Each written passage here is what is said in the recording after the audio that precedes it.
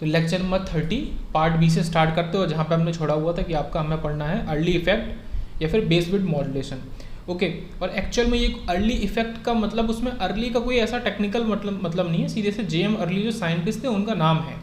और एक्चुअल में जो चीज़ हो रही है वो बेस विद मॉड्यूलेशन हो रही है। एक्चुअल में जो आपका टेक्निकल टर्म है वो बेस विद मॉड्यूलेशन है।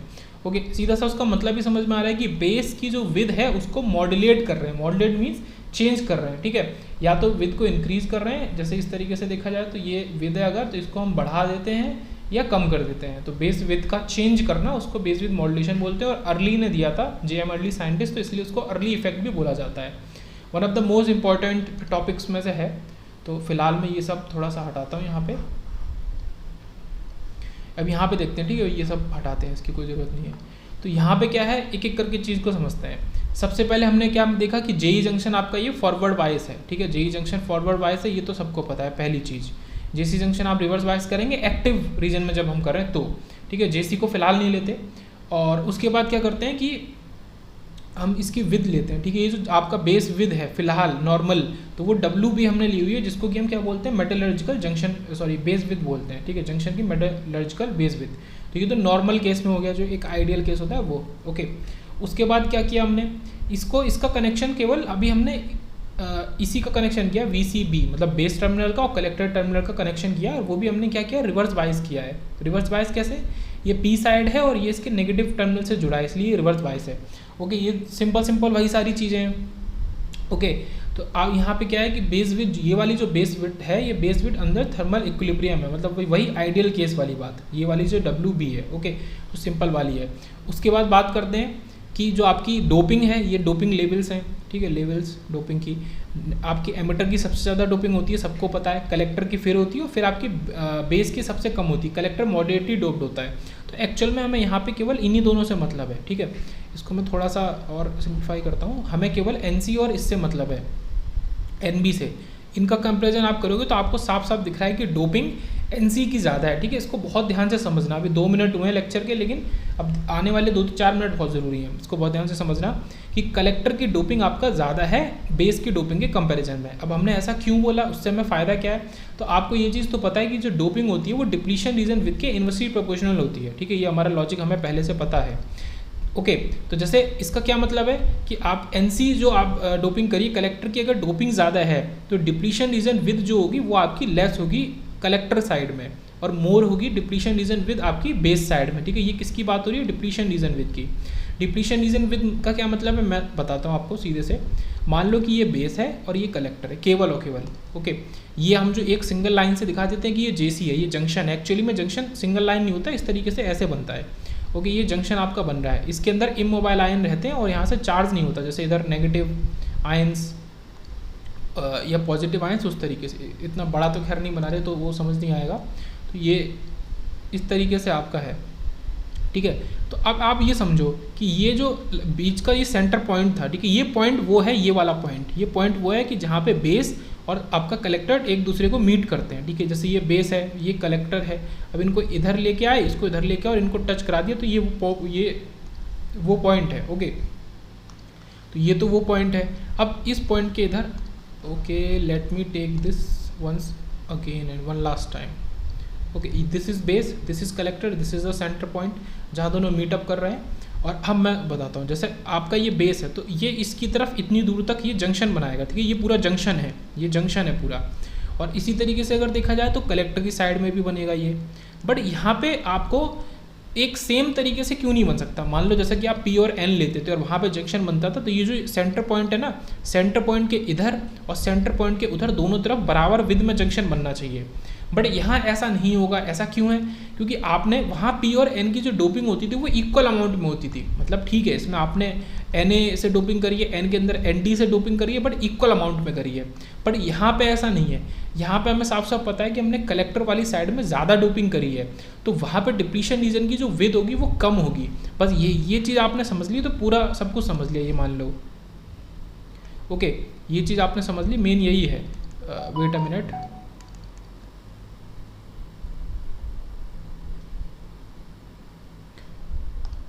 ओके, तो ये आपका कलेक्टर है। तो ये कुल मिला के क्या कह रहा है कि जो डिप्लीशन रीजन बनेगा उसका हिस्सा जो होगा कलेक्टर वाली साइड में वो काफ़ी लेस होगा एज़ कम्पेयर टू बेस वाली साइड में, ठीक है। जैसे मैं इस एरो से दिखाऊँ तो ये इतनी विड्थ का है कलेक्टर साइड में और इतनी विड्थ का है बेस वाली साइड में। तो ये चीज़ आपको समझ में आई कि एक तो ये पहले से ही हो रहा है, क्यों? क्योंकि आपका कलेक्टर में डोपिंग ज़्यादा है तो वहाँ डिप्लीशन रीजन विद आपकी कम बनेगी। सीधा से क्या लॉजिक होता है कि जो चीज़ लाइटली डोप्ड है तो उस तरफ आपका डिप्लीशन रीजन ज़्यादा बनता है, ठीक है। लाइटली डोप्ड में ज़्यादा बनता है। लाइटली डोप्ड क्या है? इस समय आपका बेस है। तो ये चीज़ तो आपको समझ में आई, ठीक है। ये सबसे पहला पॉइंट था जो मेन पॉइंट था समझने का, कि लाइटली डोप्ड बेस है तो इधर आपका ज़्यादा विद में बनेगा। ओके, अब इसको मैं हटाता हूँ, इसकी कोई ज़रूरत नहीं है। फिलहाल ये मेन चीज़ समझ में आ गई। अब क्या करते हैं कि ये मोर लेस हटा देते हैं। मैंने यहाँ पे भी यही दिखाया हुआ है कि ये जो आपका ये पिंक से बना हुआ है, ये जो पी वाला साइड है कलेक्टर का साइड है। ओके, ये पीएनपी ट्रांजिस्टर है, कलेक्टर का साइड है। तो ये पिंक वाला जो एरिया है,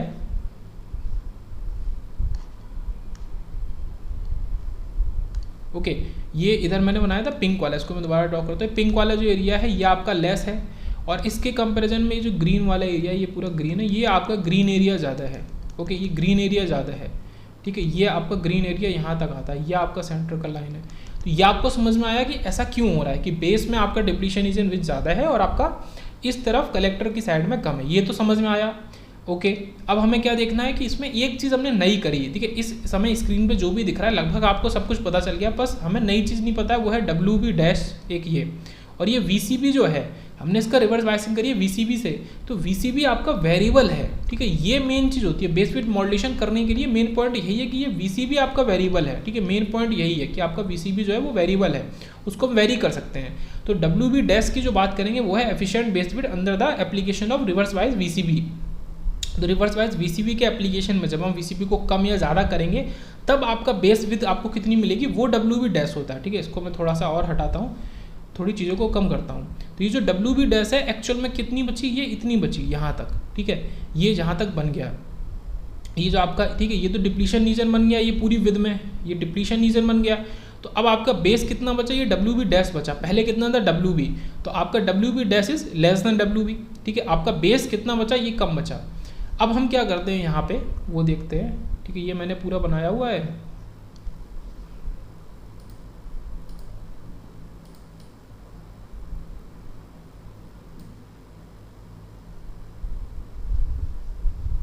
थोड़ा सा टाइम लग रहा है बट थोड़ा समझ में सही से आएगा।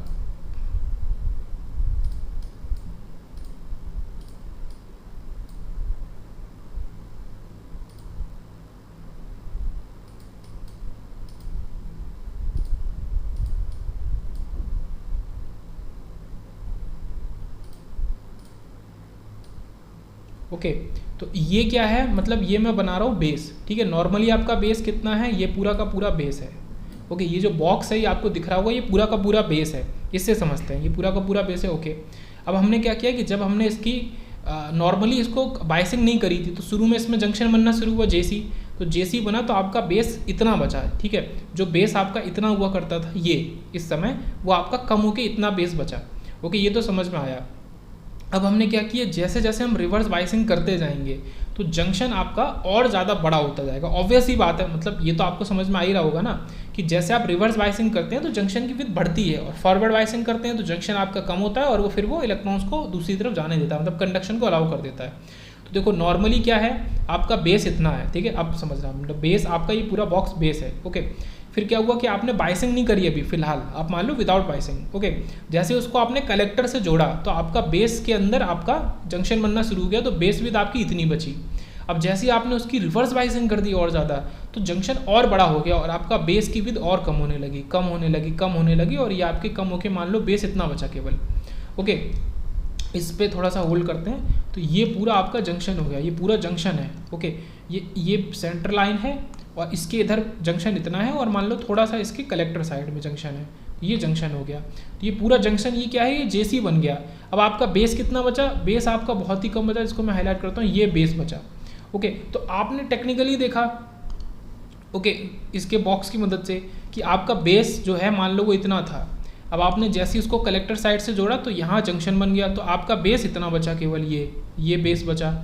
अब आपने और क्या किया, उसकी रिवर्स बाइसिंग भी कर दी। रिवर्स बाइसिंग करेंगे तो जंक्शन और बड़ा बन गया, ये पूरा जंक्शन हो गया, तो फिर बेस आपका कितना बचा, अब न्यू बेस इतना बचा केवल, ये पिंक वाला। फिर बाइसिंग को आपने और ज़्यादा वैल्यू को बढ़ा दिया VCB की, तो फिर जंक्शन और बड़ा हो गया, ये पूरा ये सब जंक्शन ही होता जा रहा है। तो जंक्शन हो गया तो फिर ये ऑरेंज वाला आपका बेस बचा ये। तो बेस की विद मॉड्यूलेट हो रही है, ये मॉड्यूलेट होती हुई आपको दिखनी चाहिए, ये मॉड्यूलेट होती हुई आपको दिख रही है। तो मैं समझता हूँ कि आपको समझ में आ गया होगा। अभी 10 मिनट लेक्चर के हो गए, पर ये टॉपिक बहुत इंपॉर्टेंट है, समझना चाहिए। तो ये आपको समझ में आ गया कि बेस की विद मॉड्यूलेट क्यों हो रही है और कैसे हो रही है, ये दोनों चीज़ समझ में आनी चाहिए। तो बेस की विद मॉड्यूलेट होगी। अब हम क्या कर सकते हैं कि विद द हेल्प ऑफ, अच्छा अगर आप VCB बाइसिंग नहीं करें, रिवर्स बाइस, तो क्या है, मान लो कि ये बेस है और ये कलेक्टर है। ओके, नॉर्मली आप देखेंगे तो बेस साइड में ये आपका ज़्यादा हो गया और कलेक्टर साइड में थोड़ा सा ये बन गया, तो वो तो एक बार बन के रह जाएगा, उसमें चेंज क्या आएगा, आपका बेस जो है वो अब इतना बचा, ये पूरा बेस बचा। अगर मैं इसको कलर कर दूँ, बेस केवल इतना बचा जो कि आपका ज़्यादा हुआ करता था। बेस की विद कम तो हो गई, बट कम हो गई, एक बार कॉन्स्टेंट हो गई। तो वो मॉड्यूलेट कैसे हो रही है, वो चेंज कहाँ हो रही है, मतलब चेंज हुई लेकिन सिंगल टाइम चेंज हुई, तो उसको बार बार चेंज कराने के लिए आपको VCB की मदद लेनी पड़ रही है। तो इसीलिए इसको हम जब बाइसिंग कर देते हैं रिवर्स बाइस, तब हम इसको कहते हैं कि बेस विद मॉड्यूलेशन हो रहा है यहाँ पे। तो ये काफ़ी इंपॉर्टेंट टॉपिक था। अब समझ में आ गया होगा कि WB डैश एक वेरिएबल चीज़ है, WB डैश आपका बदलता रहता है, ठीक है, आप उसको बदल सकते हो अपनी मर्जी के हिसाब से। WB डैश को कैसे बदल सकते हो, with the help of VCB को वेरी करके। अच्छा एक चीज़ और है कि आप VCB जो है, रिवर्स बाइस जो आपने किया है, VCB जो है उसकी वैल्यू को कम कर दो। तो जैसे ये आपका बेस है और ये आपका कलेक्टर है, और अगर मान लो कि शुरू में आपका जंक्शन इतना इतना बन रहा था, ये जंक्शन बन रहा था और इधर भी थोड़ा सा बन रहा था, आपने क्या किया, VCB की वैल्यू को घटा दिया, तो जंक्शन फिर क्या होगा, और छोटा हो जाएगा। ओके, जैसे जंक्शन छोटा होगा तो फिर आपकी बेस की विड्थ और बढ़ जाएगी। कुछ इस तरीके से, ये कलेक्टर है, ये बीच का है, तो जंक्शन छोटा हो गया और इधर तो और ज़्यादा छोटा हो गया, तो ये पूरा बेस की विड्थ इतनी बढ़ गई, ये पूरा आपका बेस हो गया। तो बेस की विड्थ को बढ़ाया भी जा सकता है और बेस की विड्थ को ऑब्वियसली सी बात है घटता तो है ही, वो घटाया तो जा ही सकता है। तो ये बेस की विड्थ पूरा हमने यहाँ पे खेल लिया। अब बात करते हैं कुछ थ्योरेटिकल पॉइंट की, कि when BJT is operated in active mode. Okay, ये हमने बात कर ली थी, एक्टिव मोड में ऑपरेट कर रहे हैं। JC junction is reverse bias, JC junction जो है वो रिवर्स बाइस किया गया है। When VCB is increase the depletion reason with JC decrease, तो जब हम VCB को बढ़ाएंगे, मतलब रिवर्स, ये क्या VCB का क्या मतलब है, इसका मतलब है सीधे से रिवर्स बाइसिंग को बढ़ाएंगे तो डिप्लीशन रीजन की विद आपकी बढ़ जाएगी। If base is lightly doped, अगर बेस लाइटली डोप्ड है, वो तो है ही as comparison to collector. Okay, in comparison to the collector, the depletion region will penetrate more into the base region. जो मैंने बताया, जो डिप्लीशन रीजन है वो आपका बेस रीजन में ज़्यादा पेनिट्रेट करता है एंड कलेक्टर में कम, and effective base width becomes smaller. और जो इफेक्टिव बेस विद है, मतलब जो न्यू बेस की विद है, वो आपकी और छोटी हो गई। ओके, फिर वही बात आती है कि this decrease in the effective base with due to increase in VCB के बढ़ाने से बेस की विद का कम होना, उसी को हम कहते हैं अर्ली इफेक्ट या फिर आपका बेस विद मॉड्यूलेशन। ओके, तो बेस विद मॉड्यूलेशन कुछ भी नहीं है, बहुत ही सिंपल सी चीज़ है, बट बहुत इंपॉर्टेंट चीज़ है। उसके बाद करते हैं early effect has 3 consequences. Early effect के 3 कॉन्सिक्वेंस है, वो क्या क्या है वो देख लेते हैं। पहला है कि large signal current gain, alpha जो होती है वो आपका लार्ज सिग्नल करंट गेन, ठीक है। तो केवल बात करते हैं सिग्नल करंट गेन या उसको लार्ज सिग्नल करंट गेन भी बोलते हैं। अल्फा जो हमने पढ़ा था, कहाँ का क्या क्या पढ़ा था हमने, गामा पढ़ा था, हमने बीटा स्टार पढ़ा था, फिर हमने अल्फा बीटा और गामा तीनों पढ़े थे, और ये गामा डिफरेंट है। ओके, तो अल्फा आपका बढ़ जाता है, वो कैसे बढ़ता है वो देखते हैं। देखो, जो चीज़ बढ़ रही है उसको मैंने येलो से हाईलाइट किया और जो चीज़ घट रही है उसको मैंने ब्लू से हाईलाइट किया है। तो अगर आप VCB को बढ़ाते हैं, उससे क्या होता है, आपकी बेस विद कम हो जाती है, ठीक है। ये पॉइंट तो क्लियर हो गया, जो पॉइंट क्लियर होते जाएंगे उस पर टिक करते जाएंगे। तो जैसे आपने VCB को बढ़ाया, आपका बेस की विद कम हुई, और जैसे ही बेस की विद कम हुई तो जो उसके अंदर रिकॉम्बिनेशन हो रहे थे बेस के अंदर, वो आपके कम हो गए। अब बेस के अंदर रिकॉम्बिनेशन कम हो गए तो इसका सीधा से क्या मतलब है कि कलेक्टर को एमिटर के थ्रू कलेक्टर को ज़्यादा से ज़्यादा कैरियर से पहुंच पाएंगे, ठीक है। ये हमारा डिज़ायरेबल चीज़ है, हम चाहते हैं बेस की विद कम हो। और देखो, हम चाहते हैं बेस की विद कम हो, कितना ब्यूटीफुल पॉइंट है कि हम चाहते हैं बेस की विद कम हो। ये कलेक्टर है, ये एमिटर है, तो हम नॉर्मली बेस की जो विद है उसको कम ही लेते हैं, बट हम उसको वेरी नहीं कर सकते। तो ये जो फिनोमिना है, with the help of variable VCB हम बेस की विद को कम ज़्यादा कर सकते हैं। ये अपने आप में कितनी बड़ी बात है ना। बेस की विद को हम कम ज़्यादा कर सकते हैं, तो उसको कम कर देंगे तो आपका जो कंडक्शन है वो और अच्छा मिलने लगेगा। ओके, तो बेस ट्रांसपोर्ट फैक्टर क्या हुआ करता था, वो एक्चुअल में यही चीज़ था कि कितने होल्स को आप एमिटर से कलेक्टर में पहुंचा पा रहे हैं अच्छे से, तो उसका नाम ये ट्रांसपोर्ट उसी के नाम के अंदर आ जाता है। तो ये आपका बढ़ जाएगा। अब बीटा डैश आपका बढ़ गया, सॉरी बीटा स्टार, तो आपका अल्फा भी बढ़ जाएगा। अल्फा उस पर डिपेंड करता है, अल्फा बढ़ा तो आपका बीटा भी बढ़ जाएगा। तो कुल मिला के क्या हो गया कि ये तीनों चीज़ बढ़ गई। तो कुल मिला के क्या हो गया कि VCB के संग आपका अल्फा भी बढ़, देखो अल्फा बढ़ता हुआ दिख रहा है और आपका बीटा भी बढ़ता हुआ दिख रहा है, दोनों चीज़ आपके संग बढ़ती हुई दिख रही है वीसीबी को बढ़ाने पे। ओके, इसको एक एग्जाम्पल से समझ लेते हैं। वो क्या है कि अगर आप अल्फा को 0.98 लेते हो और उसके करस्पॉन्डिंग बीटा की वैल्यू लार्ज होती है, ठीक है, ये बहुत ही ऑब्वियस सी बात है, मतलब बहुत कॉमन बात है, आपको ये समझना पड़ेगा। और जैसे जैसे आप बीजेटी के अंदर और घुसेंगे, क्वेश्चंस लगाएंगे, आपको वैल्यूज़ मिलेंगी, तो आपको याद रखना है कि अल्फा काफ़ी छोटी वैल्यू रखता है, स्मॉल वैल्यू, और बीटा आपकी ज़्यादा वैल्यू रखता है, ठीक है। बीटा की वैल्यू आपको 10, 20 से लेके 100 तक मिलेगी, ठीक है, बीटा की वैल्यू ज़्यादा होगी। तो अगर इसकी जगह मैं अल्फा में थोड़ा चेंज लाऊं, 0.99 कर दूं, पर बीटा में आपको काफ़ी ज़्यादा चेंज मिल जाता है। ओके, ये काफ़ी इंपॉर्टेंट रिलेशन है कि अल्फा के अंदर छोटे से चेंज से बीटा में आपको ज़्यादा चेंज मिलता है।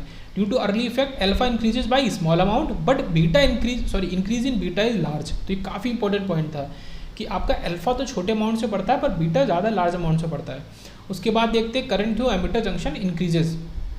ओके, ये सेकंड उसका वो फायदा हो रहा है, मतलब ये वही पॉइंट बता रहा है कि कॉन्सिक्वेंसेज क्या निकल रहे हैं, ठीक है। अर्ली इफेक्ट के 3 कॉन्सिक्वेंसेज है, वो तीनों हम देख रहे हैं। पहला हमने देखा अल्फा बीटा बढ़ गए, दूसरा देखा कि एमिटर करंट बढ़ जाएगी, वो तो हमने वैसे भी समझ लिया कि एमिटर के थ्रू कलेक्टर में जाने वाली करंट बढ़ जाएगी। ऐसा क्यों होगा? क्योंकि जो बेस आपका कुछ इतनी विड्थ का था, अब वो बेस इतनी विड्थ का बचा, ठीक है, छोटा सा बचा, ये बेस है बीच वाला, ये बेस है, तो बेस छोटा हो गया तो आपकी ज़्यादा से ज़्यादा करंट जाएगी। तो I E is equal to I P E plus I N, ये हमें पता है दोनों का सम होता है, लेकिन आई पी ई ज़्यादा होता है अगर हम पी एन पी ट्रांजिस्टर की बात करें तो। ओके, तो आई ई आई पी ई के इक्वल आ गया, जो कि माइनस क्यू डी पी और ये D P upon D x के इक्वल है, ठीक है, ये कैपिटल डी पी है coefficient, D P upon D x के इक्वल है। तो डी एक्स यहाँ पे क्या है, इफेक्टिव बेस विद है।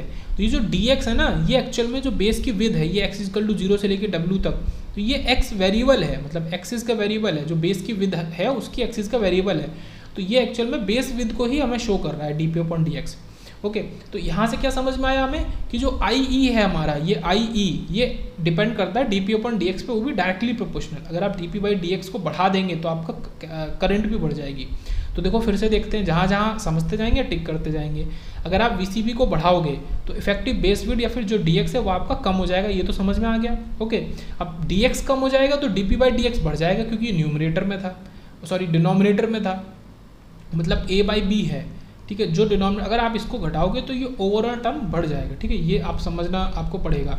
ओके, अगर आप ये डिनोमिनेटर वाला टर्म को घटा दोगे तो ओवरऑल टर्म आपका बढ़ जाएगा। तो ये बढ़ गया, वो बढ़ गया, तो उससे आई पी ई बढ़ गई। क्यों? क्योंकि देखो यहाँ देखोगे आप तो I E is equal to I P is equal to ये है, तो आई पी ई बढ़ गई और आई पी ई बढ़ गई तो आपका एमिटर करंट बढ़ गई। तो ये रिलेशन आपको समझ में आया कि वीसीबी को चेंज करने से, बढ़ाने से आपका एमिटर करंट भी बढ़ रही है, और वो आपको थ्योरेटिकली भी समझ में आ गया था कि ऐसा क्यों हो रहा है। फिर बात करते हैं, in a BJT voltage applied at one junction has effect on current passing through the other junction, ठीक है। यहाँ पे सिंपल सा क्या कह रहा है कि वीजेटी में जो वोल्टेज हम अप्लाई कर रहे हैं एक जंक्शन पे, देखो वोल्टेज हमने कहाँ अप्लाई किया था, कलेक्टर साइड पे अप्लाई किया, और उससे करंट कहाँ की बढ़ रही है, एमिटर साइड की करंट बढ़ रही है। तो एक जंक्शन पे अप्लाइड वोल्टेज आपके दूसरे जंक्शन पे करंट को बढ़ा देता है। तो इस फिनोमेना को, या इस फिनोमेना की वजह से हम उन जंक्शन को इंटरेक्टिव जंक्शंस कहते हैं। ओके, ये काफ़ी इंपॉर्टेंट पॉइंट है, ये आप देख सकते हैं कि therefore J E and J C are called the interactive junctions, ठीक है। ये काफ़ी इंपॉर्टेंट पॉइंट है थ्योरेटिकल, कि इस वजह से ये दोनों जंक्शन को हम क्या कहते हैं, इंटरेक्टिव जंक्शंस कहते हैं। ओके, अब एक ये भी इंपॉर्टेंट कॉन्सेप्ट है, उतना ज़्यादा नहीं है अर्ली इफेक्ट जितना, बट इंपॉर्टेंट है, बहुत ही सिंपल सा कॉन्सेप्ट है। ओके, तो ये है पंच थ्रो और रीज थ्रो में अकर, ठीक है, दोनों एक ही बात है, पंच थ्रो या रीज थ्रो, उसमें कोई बड़ा अंतर नहीं है, एक ही बात है। अब आप ये समझो हमने ये देखा कि जो बेस है उसकी विड्थ, ठीक है, ये मान लो कि ये बेस की विड्थ है।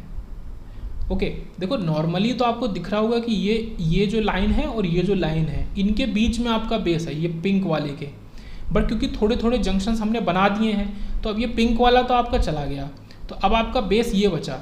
ओके, अब आपका बेस ये बचा। अब ये कब है, जब हमने कोई बाइसिंग नहीं करी थी। ओके, कोई भी बाइसिंग नहीं करी थी तब, मतलब जैसे आपने बेस को एमिटर और कलेक्टर से जोड़ दिया, दोनों तरफ जंक्शंस बन गए, तो बेस की विड्थ आपकी हो गई कम।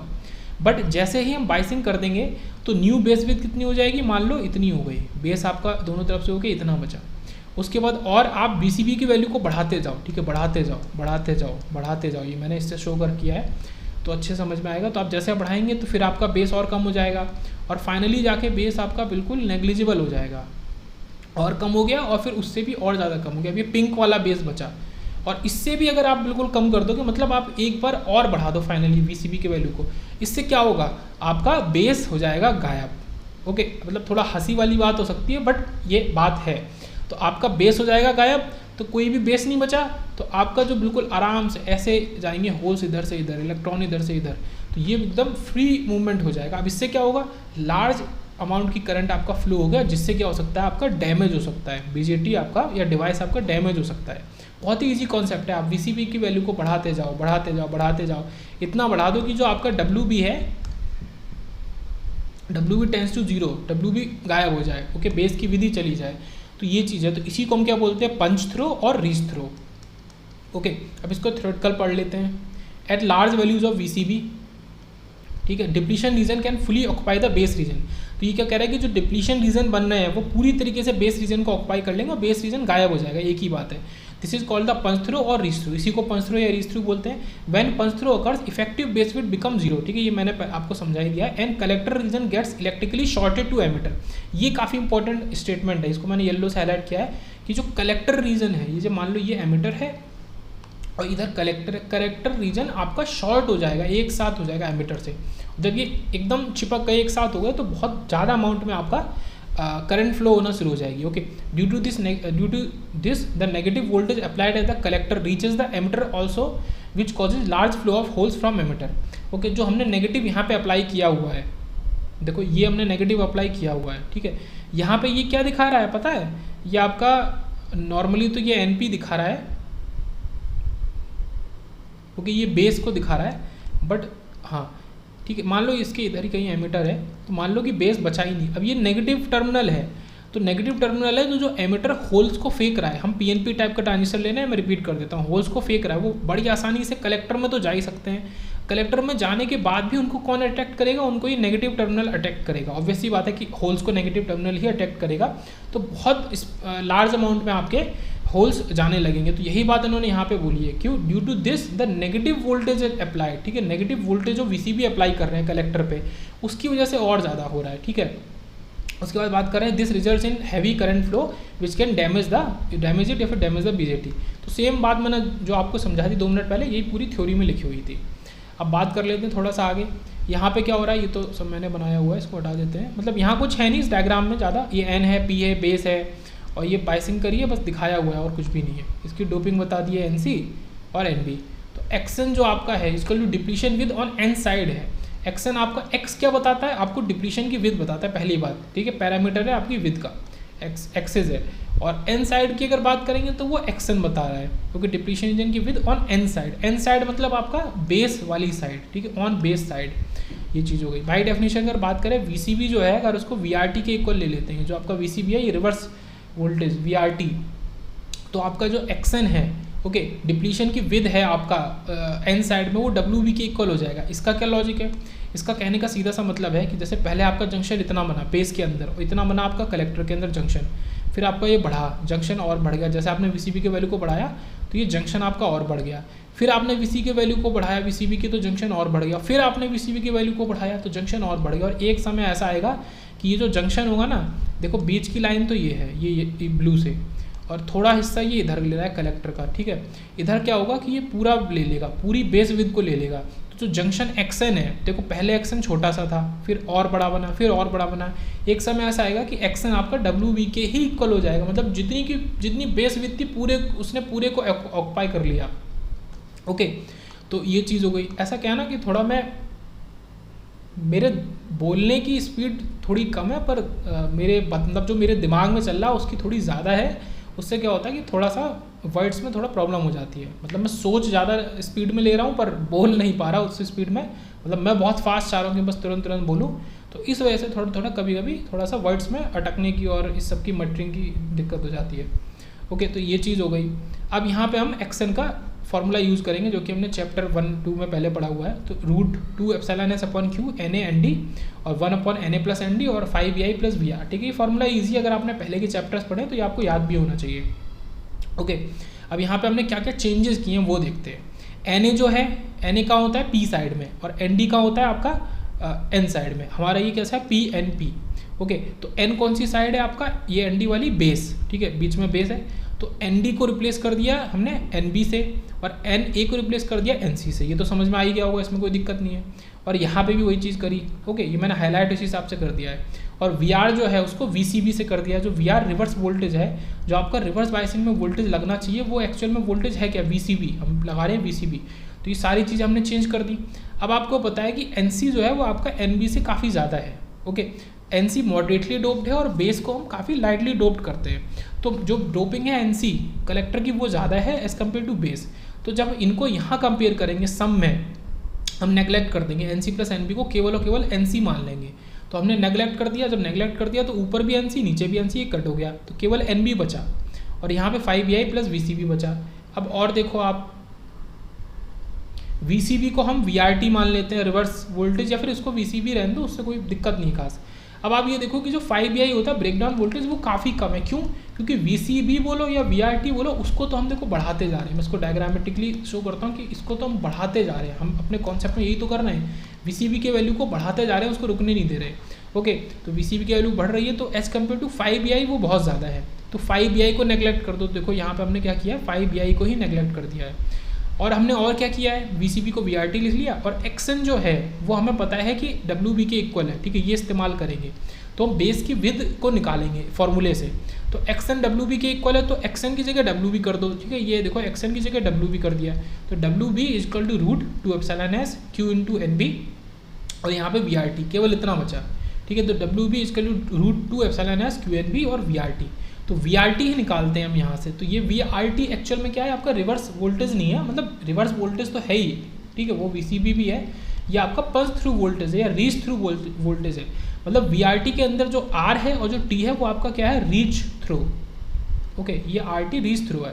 तो VRT आपका Q NB WB²/2ε/s, ये इसके इक्वल है। तो काफ़ी ज़्यादा इंपॉर्टेंट है 4 स्टार। तो ये आपका पंच थ्रू वोल्टेज का भी एक इक्वेशन हमने सॉल्व करके निकाला। तो VRT इक्वल पंच थ्रू या फिर reach through, VRT equal to Q NB WB²/2ε/s। फिर बात करते हैं कि damage to a BJT can happen due to. तो BJT को डैमेज एक तो आपने बहुत आसानी से समझ लिया कि पंच थ्रू के थ्रू होता है, एक तो हो सकता है, ठीक है, ये आपको समझ में आ गया। एक आपका थर्मल रनअवे की वजह से हो सकता है, जो कि हम एनालॉग इलेक्ट्रॉनिक्स में देखेंगे या एनालॉग सर्किट्स में, यहाँ नहीं देखते। और एक आपका नॉर्मल ब्रेकडाउन मैकेनिज्म होता है। ओके, नॉर्मल ब्रेकडाउन मतलब वही आप जो जीनो टाइप ब्रेकडाउन या फिर अवलेंच ब्रेकडाउन करते हैं और उसको बहुत बड़े लेवल पे कर देते हैं, तो उसकी वजह से आपका डैमेज हो सकता है। तो ये 3 मेथड हैं जिससे कि आपका BJT में डैमेज हो सकता है। अब बात करते हैं कि BJT के पास 2 ब्रेकडाउन वोल्टेजेस होते हैं अलग अलग। ओके, वो देखते हैं। पहला है आपका B VCBO, और देखो एक सीधा सा लॉजिक जो आपने पहले भी समझ लिया होगा कि यहाँ पे VCB है, मतलब कलेक्टर टू बेस, या कलेक्टर टू बेस नहीं, मतलब बेस टू कलेक्टर या कलेक्टर टू बेस एक ही बात है।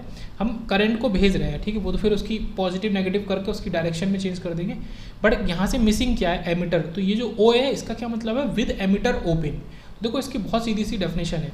B का मतलब क्या है, यहाँ जो ये बाहर B बना हुआ है इसका मतलब कि हम ब्रेकडाउन वाला टर्म ले रहे हैं। ठीक है, ब्रेकडाउन वोल्टेज है। ये वोल्टेज किस तरीके का है, ये BV ब्रेकडाउन टाइप का वोल्टेज है। Okay, BVCBO।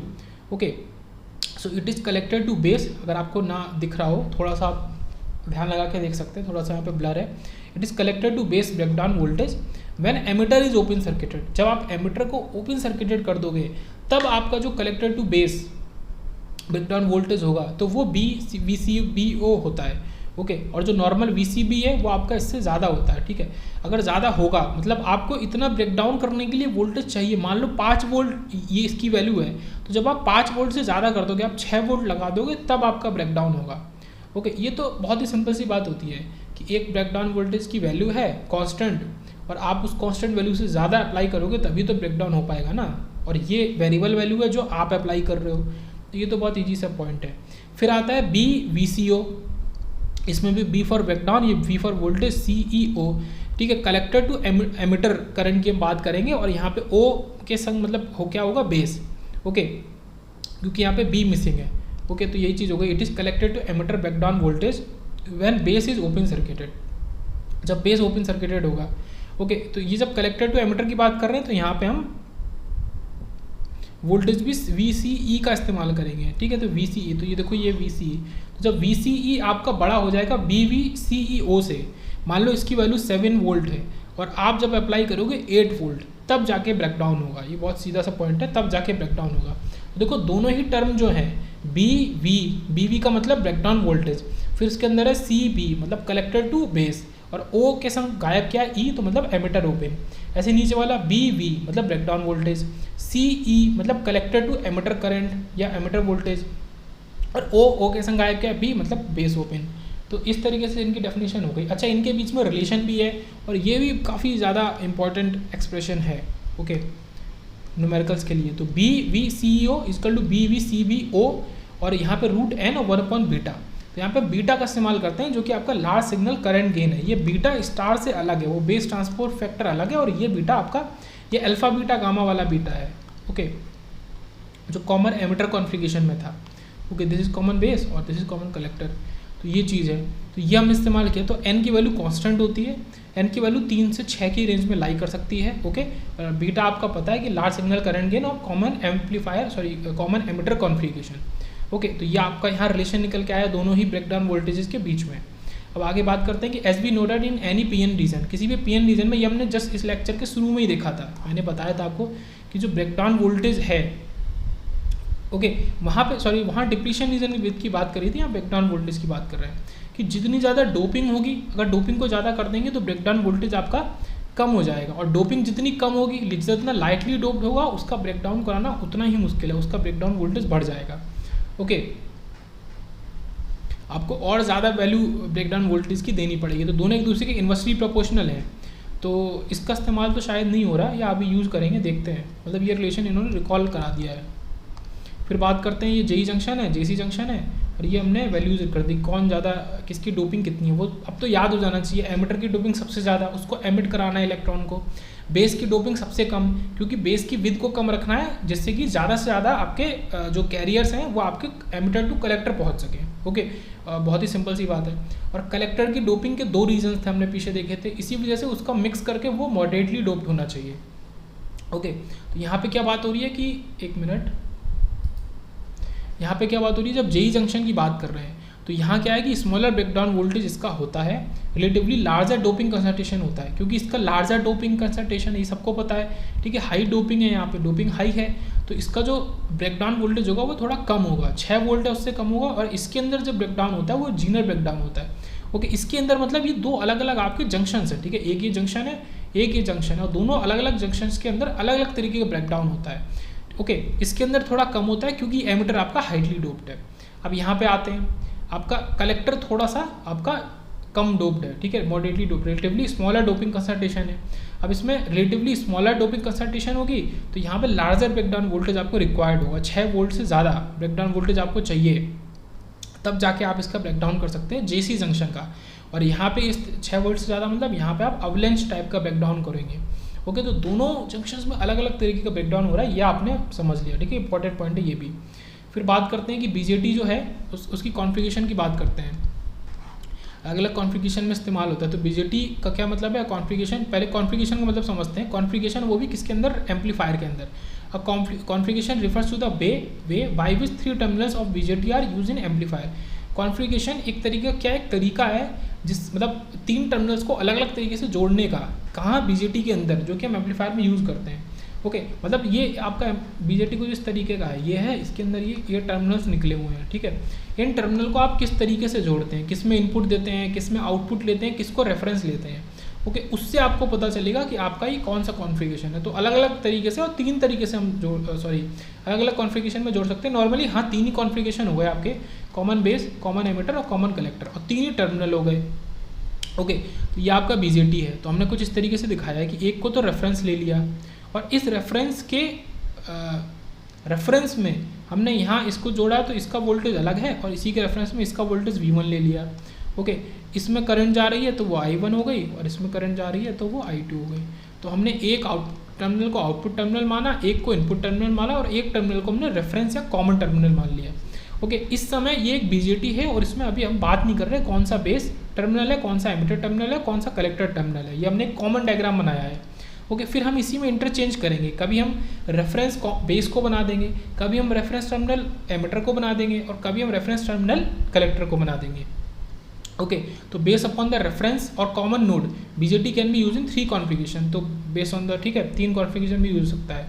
अच्छा, एक चीज़ और है, अच्छा उसको देखेंगे अभी। तो पहले कॉन्फ़िगरेशन की बात करते हैं, तो common base, common emitter, common collector, ये तो आपने देख ही लिया। अब इसमें इनपुट और आउटपुट क्या होता है वो याद करना इंपॉर्टेंट है। ओके, जैसे कि इसको मैंने कॉमन बेस कर दिया तो आपके पास बचा क्या, एमिटर बचा और कलेक्टर बचा। इसको कॉमन एमिटर कर दिया तो बेस बचा और कलेक्टर बचा। इसको कॉमन कलेक्टर कर दिया आपने तो इसमें बेस बचा और एमिटर बचा।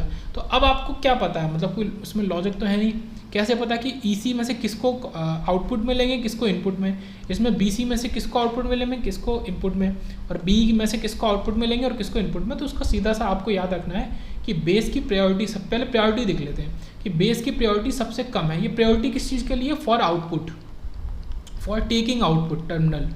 ओके, आउटपुट टर्मिनल को लेने के लिए प्रायोरिटी है, तो बेस की प्रायोरिटी सबसे कम है, एमिटर की फिर और कलेक्टर की सबसे ज़्यादा है। ओके, अब आप देख सकते हैं, अगर मैं हाईलाइट करके दिखाऊँ आपको कि ये जो दो कंडीशंस हैं दोनों में कलेक्टर है, तो कलेक्टर की प्रायोरिटी सबसे ज़्यादा है, तो आप तुरंत कलेक्टर को क्या ले लो, आउटपुट टर्मिनल ले लो। अब जो बचा उसको इनपुट ले लो। यहाँ एमिटर बच रहा है, सॉरी यहाँ एमिटर बच रहा है और यहाँ पे बेस बच रहा है, इजी। अब यहाँ देखते हैं, यहाँ क्या है, बेस और एमिटर है। बेस और एमिटर इन दोनों में प्रायोरिटी किसकी ज़्यादा है, एमिटर की, तो तुरंत आप एमिटर को आउटपुट टर्मिनल ले लो और आपका बेस बचा उसको इनपुट टर्मिनल ले लो। तो यहाँ पे इस तरीके से ये आपका काम हो गया। तो ये आपका कॉन्फ़िगरेशन हमने देख लिया। फिर बात करते हैं कि when BJT is in active mode carrier flow occurs from emitter to collector by base current I B. तो जब वो एक्टिव मोड में होता है तो कैरियर फ्लो किस तरीके से होता है, आईबी करंट की मदद से होता है, बेस करंट आईबी की, ठीक है, emitter to collector. This operation will be same in all configurations. यहाँ पे एक चीज़ आप समझो कि internal mechanism of current flow remain same, मतलब इंटरनल मैकेनिज्म जो करंट फ्लो का है, मतलब जितना हमने डिटेल में हमने बीजेटी के बारे में पढ़ा कि ऐसे ऐसे करंट फ्लो हो रहा है, ये सब चीज़ें हो रही हैं, वो ओवरऑल सेम रहेंगी। आप कोई भी कॉन्फ़िगरेशन ले लो, तो कॉन्फ़िगरेशन के बदलने से आपका इंटरनल मैकेनिज्म या फिर ऑपरेशन ऑफ द बीजेटी वो चेंज नहीं होगा। ओके, ये आप याद रखो। ओके, उसके बाद देखते हैं द कॉन्फ़िगरेशंस, ठीक है, इन ऑल कॉन्फ़िगरेशंस। फिर बात करते हैं कि अलग अलग वैल्यूज़ हम यहाँ पे क्या ले रहे हैं। तो हम V1 V2 और I1 I2, ये मैंने ऊपर आपको दिखाई दिया था, ये जो कॉमन टर्मिनल वाला डायग्राम था जिसमें हम कोई भी कॉन्फ़िगरेशन दिखा नहीं रहे थे, ठीक है, जिसमें बेस, ये वाला जिसमें बेस एमिटर और कलेक्टर को हमने नहीं लिया। तो ये बीजेटी के अंदर आपका इनपुट आउटपुट टर्मिनल है। तो आपका एक तो ये हो गया V1, एक ये हो गया V2 और एक ये हो गया I1 और एक ये हो गया I2। अब इसको पढ़ने से पहले ना आपको थोड़ा सा अगर कॉन्सेप्ट 2 पोर्ट नेटवर्क का पता है तो काम थोड़ा आसान हो जाएगा, और नहीं पता तो भी कोई बड़ी चीज़ नहीं है। तो ये 4 पैरामीटर्स हैं, ये वेरिएबल पैरामीटर है, मतलब ये चेंज होंगे, तो इनको लेके हम स्टडी करते हैं, तो इसलिए इन चारों को हमने यहाँ लिखा है। ओके, अब इसमें से कुछ इंडिपेंडेंट होंगे, कुछ डिपेंडेंट होंगे। तो क्या है कि दीज 4 वैल्यूज आर इंटरडिपेंडेंट। पहली बात तो ये है कि ये सारे के सारे अपने आप में इंटरडिपेंडेंट हैं, and their interdependency can be represented in the form of IV graph. और इनकी इंटरडिपेंडेंसी किस तरीके से दिखाई जाती है, in the form of IV graph. अब देखो एक चीज़ समझो, आपने ये तो बात करी कि यहाँ पे क्या है, तो आप ये सोच सकते हैं कि जैसे ये V1 आपका V2 I1 और I2 है, पर आप जब बीजेटी के अंदर IV कैरेक्टरिस्टिक की बात कर रहे हैं, ठीक है, IV ग्राफ, IV कैरेक्टरिस्टिक्स, तो वहाँ पे आपको मिलता है VB, ओके, VCE, ठीक है, ICE, ये चीज़ें। तो ऑब्वियस ही बात है कि ये एक आपकी जनरल कंडीशन है, और ये जब आप अलग अलग तरह की इसकी कॉन्फ़िगरेशन की बात करते हैं, ठीक है, common base, common collector, common emitter, तो वहाँ जब कॉन्फ़िगरेशन आप डिफ़ाइन कर देते हैं, कॉन्फ़िगरेशन डिफ़ाइन करने का मतलब है आपने उसका इनपुट और आउटपुट टर्मिनल को डिफ़ाइन कर दिया है। जब आप इनपुट आउटपुट टर्मिनल को डिफ़ाइन कर देंगे तो ये V1 और V2 ये सब बदल जाएगा उस समय। ओके, तो आप जो VI या IV कैरेक्टरिस्टिक्स बीजेटी की देखते हैं तो वहाँ पे V1 V2 I1 I2 आपको नहीं देखने को मिलेंगे, वहाँ पे अलग चीज़ें देखने को मिलेंगी। ओके, कुछ अजम्पशन की बात कर लेते हैं कि while plotting BJT characteristics, input current I1 पहला and output voltage V2 are assume to be independent. तो ये हमेशा फिक्स रहेगा कि आपका इनपुट करंट I1 और आपका V2 ये इंडिपेंडेंट है, और V1 और आपका I2 ये इन पे डिपेंड कर रहा है, ठीक है। तो इसी तरीके से मैं इनको हाईलाइट कर दिया कि आपको आसानी से दिख जाए, ठीक है। I1 V2 और आपका V1 और I2 आपका डिपेंडेंट है। ओके, तो ये देखो ये V1 और I2 है, ये इन पे डिपेंड कर रहा है, और आपका I1 और V2 ओके, ये आपका एक्चुअली में क्या होगा ना, ये आपका